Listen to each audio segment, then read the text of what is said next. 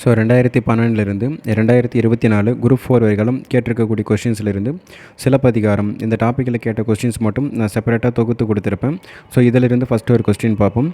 இளங்கோவடிகள் முதன்மை கொடுத்து பாடிய மலை டேஷ் ஆகும் சொல்லி கேட்டிருக்காங்க. இளங்கோவடிகள் முதன்மை கொடுத்து பாடிய மலை எதுனா பொதிகை மலை. இந்த பொதிகை மலைக்கு தான் இளங்கோவடிகள் முக்கியத்துவம் கொடுத்து பாடியிருப்பார். அதுக்கு தான் சிலப்பதிகாரமும் மணிமேகலையும் எந்த பாவில் அமைந்துள்ளதுன்னு சொல்லி கேட்டிருக்காங்க. சிலப்பதிகாரமும் மணிமேகலையும் அகவற்பாவால் ஆனது. சிலப்பதிகாரமும் மணிமேகலையும் அகவற்பாவால் ஆனது. ஸோ அதுக்கடுத்து தான் கூற்று காரணம் சரியாக தவறான்னு கேட்டிருக்காங்க. பகர்வனர் திரிதரு நகர் வீதியும் பட்டினும் மயிரினும் பருத்தி நூலினும் கட்டு நுண்வினை காருகர் இருக்கையும் தூசும் துகிரும் ஆரமும் அகிலும்.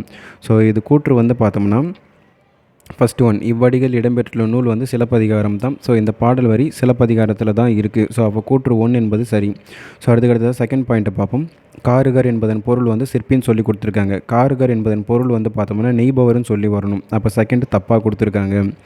ஸோ அதுக்கடுத்ததாக நகரம் என்பதன் எதிர்ச்சொல் கிராமம். ஸோ அது சரிதான். நகரத்துக்கு எதிர்ச்சொல் கிராமம் தான் வரும். ஸோ அதுக்கடுத்ததாக இப்பாடலில் குறிப்பிடப்படும் நறுமண பொருட்கள் பார்த்தோம்னா சந்தனம் வரும், அகிலமே இருக்குது.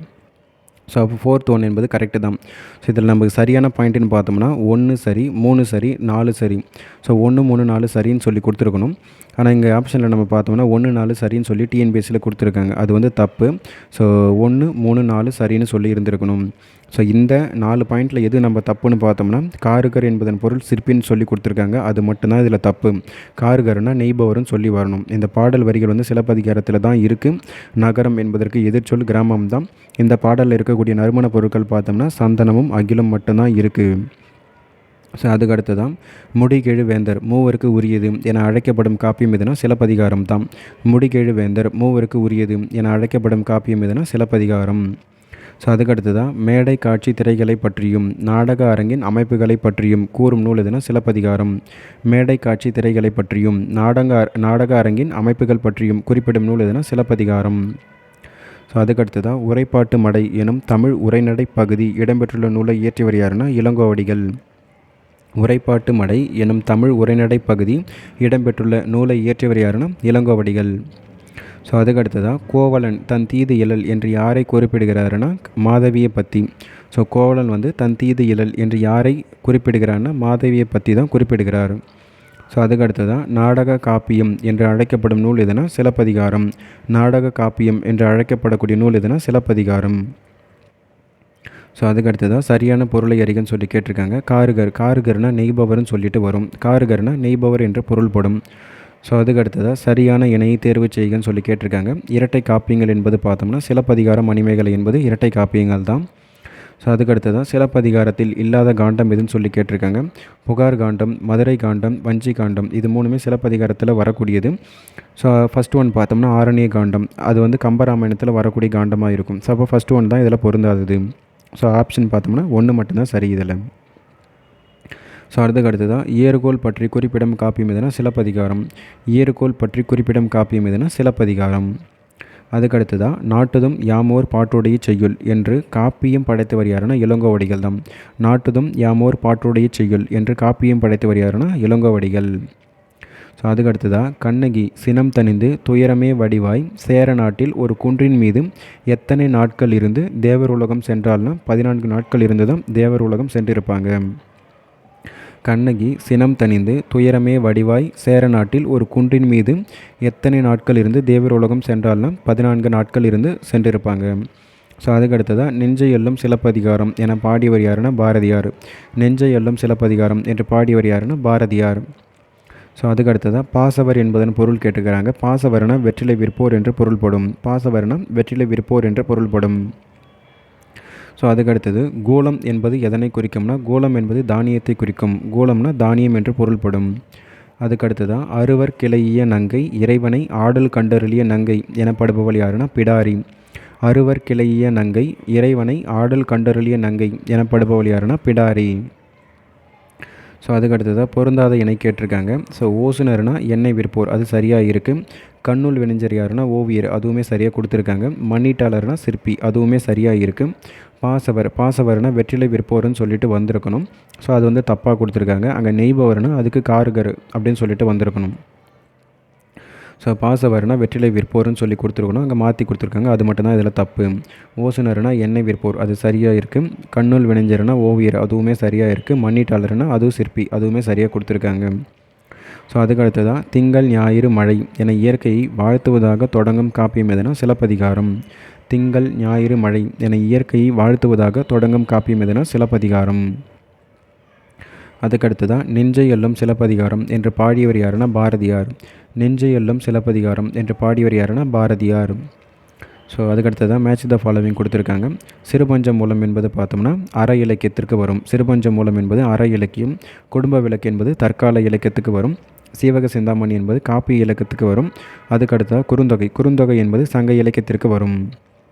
சிறுபஞ்ச மூலம் என்பது ஒரு அற இலக்கியம். குடும்ப விளக்கு என்பது தற்கால இலக்கியம். சீவக சிந்தாமணி என்பது காப்பிய இலக்கியம். குறுந்தொகை என்பது சங்க இலக்கியம். அதுக்கடுத்ததாக கூற்று 1 பார்த்தோம்னா சிலப்பதிகாரமும் மணிமேகலையும் இரட்டை காப்பியங்கள் என அழைக்கப்படுகின்றன. ஸோ சிலப்பதிகாரமும் மணிமேகலையும் இரட்டை காப்பியங்கள் தான். அப்போ கூற்று 1 என்பது சரி. கூற்று 2 பார்த்தோம்னா சிலப்பதிகாரம் மணிமேகலை ஆகிய இரண்டுமே 30 காதைகளை கொண்டுள்ளன்னு சொல்லி கொடுத்துருக்காங்க. ஸோ அதுவுமே கரெக்டு தான். சிலப்பதிகாரத்திலும் 30 காதைகள் இருக்குது, மணிமேகலையிலுமே 30 காதைகள் இருக்குது. ஸோ அப்போ கூற்று 1 and 2மே சரி. அதுக்கடுத்து தான் சரியான கூற்றுகளை தேர்வு செய்கன்னு சொல்லி கேட்டிருக்காங்க. இளங்கோவடிகளை பொறுத்து தான் எல்லாமே. இளங்கோவடிகள் சேர மரபை சார்ந்தவர், அது சரிதான். இளங்கோவடிகள் தான் சிலப்பதிகாரத்தை இயற்றினார், அதுவுமே சரிதான். இளங்கோவடிகள் அடிகளே நீரே அருள்க என்ற கூற்றுக்கு உரியவர் யாருன்னா இளங்கோவடிகள் தான் வருவார். அதுக்கு அடுத்ததான் நாட்டுதும் யாமோர் பாட்டுடைய செய்யுள் என்று குறிப்பிட்டவர் யாருன்னா இளங்கோவடிகள் தான். ஸோ அப்போ பார்த்தோம்னா எல்லாமே இதில் சரியாக இருக்குது, அனைத்தும் தான் சரின்னு சொல்லிட்டு வரும். இளங்கோவடிகள் சேர மரபை சார்ந்தவர். இளங்கோவடிகள் தான் சிலப்பதிகாரத்தை எழுதியிருப்பார். அடிகளே நீரே அருள்கை என்ற கூற்றுக்கு உரியவரும் யாருன்னா இளங்கோவடிகள் தான் வருவார். நாட்டுதும் யாமோர் பாட்டுடைய செய்கள் என்ற கூற்றுக்கு உரியவர் யாருன்னா அதுவுமே இளங்கோவடிகள் தான். ஸோ அதுக்கு அடுத்ததாக பொறுத்துக்க சொல்லி கொடுத்துருக்காங்க. சிலப்பதிகாரம் பார்த்தோம்னா குடிமக்கள் காப்பியம் என்பது வரும். சிலப்பதிகாரம்னா குடிமக்கள் காப்பியம் என்பது வரும். மணிமேகலை பொறுத்தவரைகளும் சீர்திருத்த காப்பியம் என்பது வரும். சீவக சிந்தாமணியை பொறுத்தவரைகளும் வருணனை காப்பியம் என்பது வரும். குண்டலகேசிக்கு சொற்போர் காப்பியம் என்பது வரும். சிலப்பதிகாரம் என்பது குடிமக்கள் காப்பியம். மணிமேகலை என்பது சீர்திருத்த காப்பியம். சீவக சிந்தாமணி என்பது வருணனை காப்பியம். குண்டலகேசி என்பது சொற்போர் காப்பியம் என்பது வரும். அதுக்கடுத்து தான் கண்ணகி குறித்து கீழ்வரும் கூற்றுகளில் தவறான இணை எதுன்னு கேட்டிருக்கிறாங்க. ஸோ இந்த 4 ஆப்ஷனுமே கண்ணகி பற்றி தான் குறிப்பிடுது. அது யார் குறிப்பிட்டாங்கன்னு சொல்லி கொடுத்துருக்காங்க. அதில் எது பொருந்தாதது எது அப்படின்னு தான் கேட்டிருக்காங்க. ஸோ ஃபஸ்ட் ஒன் பார்ப்போம். யாழிடை பிறவா இசையே, இது கண்ணகி, அதாவது கோவலன் கண்ணகியை பற்றி தான் குறிப்பிட்டிருப்பார். யாழிடை பிறவா இசையே என்று கோவலன் கண்ணகியை பற்றி குறிப்பிட்டது. அதுக்கு அடுத்ததாக தென்தமிழ் பாவை செய்த தவக்கொழுந்து, இது பார்த்தோம்னா ஷாலினி தான், அவங்க கண்ணகியை பற்றி குறிப்பிட்டிருப்பாங்க. தென்தமிழ் பாவை செய்த தவக்கொழுந்து, ஷாலினி கண்ணகியை பற்றி குறிப்பிட்டது. அதுக்கடுத்து தான் கற்பு கடம் பூண்ட இத்தெய்வம், இது கவுந்தியடிகள் குறிப்பிட்டது தான். கவுந்தியடிகள் கண்ணகியை பற்றி குறிப்பிட்டிருப்பார். ஸோ இதுவுமே சரிதான். அதுக்கடுத்து தான் பொன்னீர் பொதிந்தேன் புனை பூங்கோதை, இது ஐயை குறிப்பிட்டிருக்க மாட்டாங்க. இங்கே மாதரி வரும். ஸோ மாதரி தான் கண்ணகியை பற்றி குறிப்பிட்டிருப்பாங்க. பொன்னீர் பொதிந்தேன் புனை பூங்கோதை என்று மாதரி கண்ணகியை பற்றி குறிப்பிட்டிருப்பாங்க. ஸோ ஐயேன்னு சொல்லி கொடுத்துருக்காங்க, அதனால் அதுதான் இதில் தவறானது. அதுக்கடுத்ததாக கண்ணகியின் கதையை திருமாவுண்ணி என்று குறிப்பிடும் இலக்கியம் எதுனா நற்றிணை. கண்ணகியின் கதையை திருமாவுண்ணி என்று குறிப்பிடும் இலக்கியம் எதுனா நற்றிணை என்பது வரும்.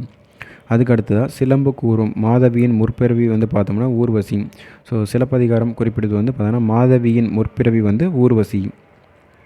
அதுக்கடுத்து தான் முற்பிறவியில் பரதன் என்ற பெயருடன் வாழ்ந்த கோவலன் யாரை கொலை செய்தான்னா சங்கமன். சங்கமன் என்பவரை தான் கொலை செய்திருப்பார். முற்பிறவியில் பரதன் என்ற பெயருடன் வாழ்ந்த கோவலன் யாரை கொலை செய்தான்னா சங்கமன். அப்போ கோவலனுடைய முற்பிறவியின் பெயர் பார்த்தோம்னா பரதன்.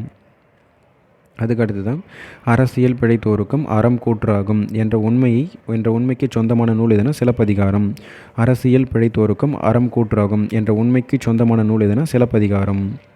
ஸோ அதுக்கடுத்து தான் அல்லலுற்று ஆற்றாது அழுவாலை கண்டு ஏங்கி மல்லல் மதுரையார் எல்லாரும் தாம் வழங்கி, இவ்வடிகள் இடம்பெற்றுள்ள நூல் எதுனா சிலப்பதிகாரம் தான்.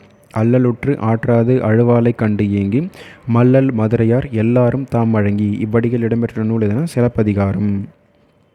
அதுக்கடுத்து தான் கவுந்தியடிகள் எந்த மதத்தை சார்ந்த துறவினா சமண மதத்தை சேர்ந்தவர். கவுந்தியடிகள் சமண மதத்தை சேர்ந்த துறவிதான். அதுக்கடுத்து தான் இரட்டை காப்பியம் என வழங்கப்படும் நூல்கள்லாம் சிலப்பதிகாரம் மணிமேகலை என்பது இரட்டை காப்பியங்கள். பின்வருவனவற்றுள் பொருந்தாததை தேர்வு செய்கன்னு சொல்லி கொடுத்துருக்காங்க. ஸோ இரட்டை காப்பியங்களில் ஒன்று சிலப்பதிகாரம். ஸோ அது சரியாக தான் இருக்குது. அதுக்கடுத்ததாக சிலப்பதிகாரம் என்பது ஒரு சமண காப்பியம் தான், அதுவுமே சரிதான்.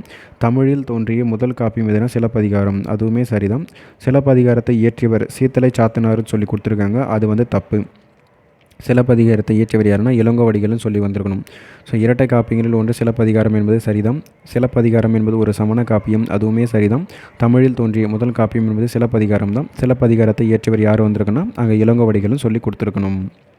அதுக்கடுத்து தான் சிலப்பதிகாரத்திற்கு எவ்வுரை ஆசிரியரின் உரை நூல் முழுமைக்கும் உள்ளதுன்னு சொல்லி கேட்டிருக்காங்க. ஸோ சிலப்பதிகாரத்திற்கு உரை எழுதியவர்களில் யாருடைய உரை வந்து அந்த நூலுக்கு சிலப்பதிகாரத்துக்கு முழுவதுமாக இருக்குதுன்னு பார்த்தோம்னா நாமு வேங்கடசாமி நாட்டார் வந்து சிலப்பதிகாரத்திற்கு உரை எழுதியிருப்பார். அவரோட உரை தான் முழுசாக இருக்குதுன்னு சொல்லி கொடுத்துருக்காங்க. சிலப்பதிகாரத்திற்கு எவ்வுரை ஆசிரியரின் உரை நூல் முழுமைக்கும் உள்ளதுன்னு பார்த்தோம்னா நாமு வேங்கடசாமி நாட்டார் எழுதிய உரை மட்டுமே சிலப்பதிகாரத்திற்கு முழுசாக இருக்குது. அதுக்கடுத்து தான் நாடகமேத்தும் நாடக கணிகை என்று அழைக்கப்படுபவர் யாருன்னா மாதவி. நாடகமேத்தும் நாடக கணிகை யாருன்னா மாதவி.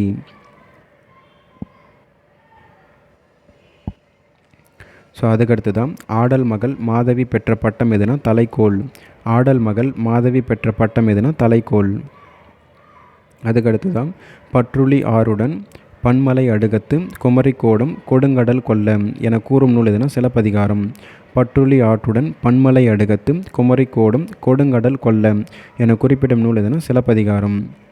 அதுக்கடுத்து தான் காதார் கணவனை கண்டால் அவன் வாயில் தீதரு நல்வுரை கேட்பேனே ஈதொன்று இவ்வடியில் இடம்பெற்றுள்ள நூல் எதுனா சிலப்பதிகாரம். காதர் கணவனை கண்டால் அவன் வாயில் தீதரு நல்வுரை கேட்பேனே ஈதொன்று இவ்வடியில் இடம்பெற்றுள்ள நூல் எதுனா சிலப்பதிகாரம். அதுக்கடுத்து தான் பொருத்தமுள்ள இணையினை தேர்ந்தெடுன்னு சொல்லி கொடுத்துருக்காங்க. ஸோ பொருத்தமுள்ள இணை எதுன்னு பார்த்தோம்னா கம்பர் தாயுமானவர். ஸோ இவங்க ரெண்டு பேருமே டிஃப்ரெண்ட்டாக இருக்காங்க, எதுவுமே பொருந்தாது. கபிலர் சேக்கியாருமே வராது, ஔவையாருக்கும் காளிதாசருக்குமே வராது. ஆனால் சீத்தலை சாத்தனார் இளங்கோவடிகள் இவங்க ரெண்டு பேருமே நண்பர்கள் தான், அதே மாதிரி ஒரே காலத்தை சேர்ந்தவர்கள். ஸோ அப்போ இதில் இதுதான் சரியாக இருக்கும். சீத்தலை சாத்தனார் இளங்கோவடிகள் என்பது தான் சரியான இணை. அதுக்கடுத்து தான் நெஞ்சை எல்லும் சிலப்பதிகாரம் என்றோர் மணியாரம் படைத்த தமிழ்நாடு என சிலப்பதிகாரத்தை போற்றிவர் யாருன்னா பாரதியார். ஸோ அதே கொஷின்ஸ் தான் ரிப்பீட்டட் ஆகிருக்கு. நெஞ்சை எல்லும் சிலப்பதிகாரம் என்றோர் மணியாரம் படைத்த தமிழ்நாடு என்ற தொடரை பாடியவர் யாருன்னா மகாகவி பாரதியார். அதுக்கடுத்து தான் முல்லையும் குறிஞ்சியும் முறைமயிர் திரிந்து நல்லிழல் பிழைந்து நடுங்குதுயர் உறுத்து என்ற அடியில் அமைந்துள்ள நூல் எதுனா சிலப்பதிகாரம். முல்லையும் குறிஞ்சியும் முறைமயிர் திரிந்து நல்லிழல் பிழைந்து நடுங்குதுயர் உறுத்து என்ற அடியில் அமைந்துள்ள நூல் எதுனா சிலப்பதிகாரம். ஸோ அதுக்கடுத்து தான் சிலப்பதிகாரத்திற்கு வழங்கும் சிறப்பு பெயர்களில் ஒன்று எதுனா உரையிடை இட்ட பாட்டுடைய செய்யுள். சிலப்பதிகாரத்திற்கு வழங்கக்கூடிய சிறப்பு பெயர் எதுனா உரையிடை இட்ட பாட்டுடைய செய்யுள். அதுக்கடுத்து தான் புல்லுரு புன்கண் தீர்ந்தோன் இவ்வடிகளில் இடம்பெற்றுள்ள பறவையினை தேர்ந்தெடுன்னு சொல்லி கொடுத்துருக்காங்க. இந்த புல்லுரு புன்கண் தீர்ந்தோன் ஸோ இதில் வந்து புறாவை பற்றி தான் குறிப்பிடுவாங்க. அதுக்கடுத்து தான் என்கார் சிலம்பு மணியுடை அரியே இவ்வடிகளில் மணி என்பது எதனை குறிக்கும் கேட்டிருக்காங்க. மணி என்பது மாணிக்கம் என்பதை குறிக்கும். என்கார் சிலம்பு மணியுடை அரியே இதில் மணி என்பது மாணிக்கத்தை குறிப்பிடுகிறது. அதுக்கடுத்து தான் குடிமக்கள் வரலாறு ஆதி காப்பியமாக தமிழ்நாட்டில் அமைந்து விளங்குகிறது. அப்படி அமைவது எந்த நூல் எதுன்னு கேட்டுக்கிறாங்க. சிலப்பதிகாரம் மட்டும்தான். ஸோ குடிமக்கள் வரலாறு ஒரு காப்பியமாக அமைந்திருக்குதுன்னா அது சிலப்பதிகாரம் மட்டுமாக தான் இருக்கும். அதுக்கடுத்து தான் எல்லரு சிறப்பின் இமையவர் வியப்ப புல்லுரு புன்கண் திருந்தோன் அன்றியும் இவ்வடிகள் இடம்பெற்றுள்ள இலக்கியத்தின் பெயர் கேட்டுக்கிறாங்க. சிலப்பதிகாரத்தில் தான் இந்த வடிகள் இடம்பெற்றுள்ளது. எல்லரு சிறப்பின் இமையவர் வியப்ப புல்லுரு புன்கண் தீர்ந்தோன் அன்றியும் இவ்வடிகள் இடம்பெற்ற நூல் எதுனா சிலப்பதிகாரம். அதுக்கடுத்து தான் உரையிடை இட்ட பாட்டுடைய செய்யுள் என வழங்கப்படும் நூல் எதுனா சிலப்பதிகாரம். உரையிடை இட்ட பாட்டுடைய செய்யுள் என வழங்கப்படும் நூல் எதுனா சிலப்பதிகாரம். ஸோ சரியான தொடரை கண்டறிகன்னு சொல்லி கேட்டிருக்காங்க. இரட்டை காப்பியங்கள் என்பதுனா சிலப்பதிகாரம் மணிமேகலை தான் வரும். ஸோ அடுத்த ஒரு கொஸ்டின் சிலம்புக்கு வந்து பார்த்தோம்னா கண்ணகி. ஸோ அது வந்து சரியாக தான் இருக்குது. அடுத்ததாக மணிமேகலை. மணிமேகலைக்கு மாதவி என்பதுமே வரும், ஏன்னா மாதவியுடைய மகள் தான் மணிமேகலை. ஸோ அதுவுமே சரியாக பொருந்திருக்கு. அதுக்கடுத்ததான் கம்பராமாயணத்துக்கு வந்து சீதை என்பது வருவாங்க, அதுவுமே சரியாக தான் இருக்கும். அப்போ சூளாமணிக்கு பார்த்தோம்னா சுயம் பிரபை என்பவர்கள் வந்து வருவாங்க. சூளாமணிக்கு பார்த்தோம்னா சுயம் பிரபை என்பவர் வந்து வருவாங்க. அதுக்கடுத்து தான் எல்லரு சிறப்பின் இமையவர் வியப்ப புல்லரு புன்கண் தீர்ந்தோன் அன்றியும் இவ்வடிகள் இடம்பெற்ற நூல் எதுனா சிலப்பதிகாரம். அதுக்கடுத்து தான் நெஞ்சை எல்லும் சிலப்பதிகாரம் என்று பாடிவர் யாருன்னா பாரதியார். நெஞ்சை எல்லும் சிலப்பதிகாரம் என்று பாடிவர் யாருன்னா பாரதியார். அதுக்கடுத்ததாக உரையிடையிட்ட பாட்டுடைய செய்யுள் என வழங்கப்படும் காப்பியம் எதுனா சிலப்பதிகாரம். உரையிடையிட்ட பாட்டுடைய செய்யுள் என வழங்கப்படும் காப்பியம் எதுனா சிலப்பதிகாரம். கோவலன் கண்ணகி மதுரையில் யாரிடம் அடைக்கலப்படுத்தப்பட்டனர்னா மாதரி. ஸோ கோவலனும் கண்ணகியும் மதுரையில் யாரிடம் அடைக்கலமாக இருந்திருப்பாங்கன்னா அந்த மாதரி கிட்ட தான் அடைக்கலமாக இருந்திருப்பாங்க. அதுக்கடுத்ததாக பொறுத்துக்க சொல்லி கொடுத்துருக்காங்க. கவுந்திரிகள் சமண துறவி தான். மாதரி ஆயர்குல மூதாட்டி. மாதவி ஆடல் அரசி வருவாங்க. கண்ணகி என்பது மாநாயகனின் மகள். கவுந்திரிகள் சமண துறவி. மாதரி என்பது ஆயர்குல மூதாட்டி. மாதவி என்பது ஆடல் அரசி. கண்ணகி என்பது மாநாயகனின் மகள்.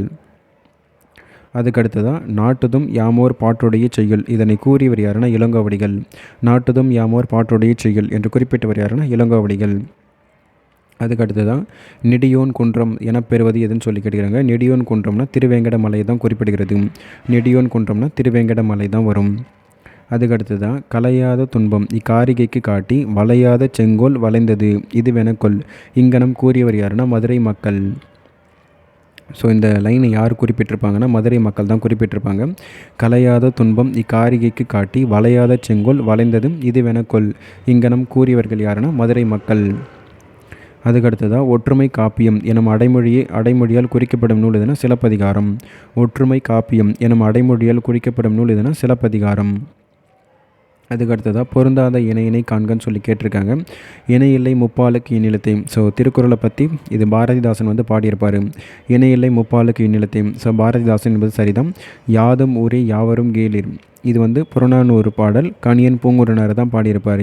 யாதும் ஊரே யாவரும் கேளீர் கணியன் பூங்குறனார் இதுவுமே சரியாக இருக்கும். அரசியல் பிழைத்தோருக்கும் அறம் கூற்றாகும் இது இளங்கோவடிகள் தான் குறிப்பிட்டிருப்பார். அரசியல் பிழைத்தோருக்கும் அறம் கூற்றாகும். ஸோ இது இளங்கோவடிகள் சரியாக தான் இருக்கும். அதுக்கடுத்துதான் அழுது அடியடைந்த அன்பர். ஸோ இது திருமூலர் என்பது வராது, மாணிக்க வாசகர் என்பது வரும். அழுது அடியடைந்த அன்பர் யாருன்னா மாணிக்க வாசகர் என்பது வந்திருக்கணும். அதுக்கடுத்துதான் மன்னவன் வாய் முதல் தெரித்தது மணியே. ஸோ இதில் மன்னன் வாயில் தெரித்த மணி எதுனா மாணிக்கம் என்பது தான் வரும். மன்னவன் வாய் முதல் தெரித்த மணியே. இதில் மணி என்பது மாணிக்கத்தை குறிப்பிடுகிறது. அதுக்கடுத்ததாக பொறுத்துக்க சொல்லி கொடுத்துருக்காங்க. பரிபாடல் என்பது சங்க இலக்கியத்தில் 8 தொகையில் வரக்கூடியது. ஸோ அதில் நம்ம பார்த்தோம்னா பரிபாடல் அப்போ கிமு 500 முதல் கிபி 300 வரைக்கும் இருக்கும். ஸோ பரிபாடலுடைய காலம் என்பது பார்த்தோம்னா கிமு 500 முதல் கிபி 300 வரைக்கும் இருக்கும். சிலப்பதிகாரம் என்பது 2வது நூற்றாண்டை சேர்ந்தது தான். சிலப்பதிகாரம் என்பது 2ஆம் நூற்றாண்டு. அதுக்கடுத்ததாக தேவாரம் என்பது பார்த்தோம்னா 7வது நூற்றாண்டுக்கு வரும்.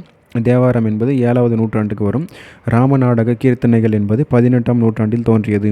ராமநாடக கீர்த்தனைகள் என்பது 18ஆம் நூற்றாண்டில் தோன்றியது. அதுக்கடுத்ததாக கோவலன் பொட்டல் என வழங்கப்படும் இடம் எதுனா கோவலன் கொலை கொல்லப்பட்ட இடமாகும். கோவலன் பொட்டல்லாம் கோவலன் கொலை கொல்லப்பட்ட இடம். ஸோ அவ்வளோதான் சிலப்பதிகாரத்திலிருந்து கேட்டிருக்கக்கூடிய கொஷின்ஸ் எல்லாமே நம்ம பார்த்து முடிச்சிட்டோம். ஸோ அடுத்த ஒரு டாப்பிக்கில் பார்ப்போம்.